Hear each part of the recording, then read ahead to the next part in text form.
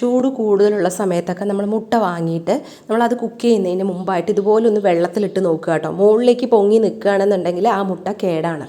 അല്ലാണ്ട് താഴെ നിൽക്കുന്ന മുട്ടയ്ക്ക് നല്ല മുട്ടയായിരിക്കും കേട്ടോ. അപ്പോൾ നമ്മൾ ഇതിൽ 2 മുട്ടയാണ് കേടായിട്ടുള്ളത്. അപ്പോൾ അത് നമ്മൾ ഇതുപോലെ ഒന്ന് പൊട്ടിച്ചിട്ട് ഒരു ബൗളിലേക്ക് ഇതുപോലെ ഒന്ന് മാറ്റി കൊടുക്കുന്നുണ്ട്. നമ്മൾ യൂസ് ചെയ്യുമ്പോഴും ഓരോ മുട്ട പൊട്ടിച്ച് ഇതുപോലെ ഒരു ബൗളിലാക്കിയിട്ട് നമ്മൾ നോക്കുകയാണെന്നുണ്ടെങ്കിൽ നമുക്ക് എല്ലാ മുട്ടയും നാശാവാതെ നമ്മളെല്ലാം കൂടെ മിക്സ് ചെയ്യുമ്പോൾ നാശമായി പോകുമല്ലോ.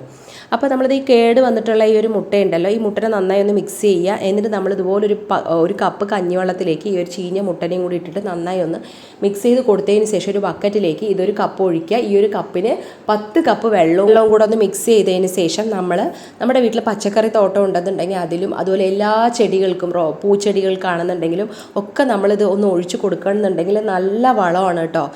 പൂക്കാത്തത് റോസാപ്പൂവും ചെടികളൊക്കെ ആണെന്നുണ്ടെങ്കിൽ പൂക്കാനും അതുപോലെ കായ്ക്കാത്തതാണ് ചെടികളുണ്ടെന്നുണ്ടെങ്കിൽ അടുക്കള തോട്ടത്തിലെ ചെടികൾ ഒക്കെ നമുക്ക് കായ്ക്കാനും ഒക്കെ വളരെ നല്ലൊരു വളമാണ് കേട്ടോ. അപ്പോൾ നിങ്ങൾ ചീഞ്ഞ മുട്ടയുണ്ടെന്നുണ്ടെങ്കിൽ കളയല്ലേ.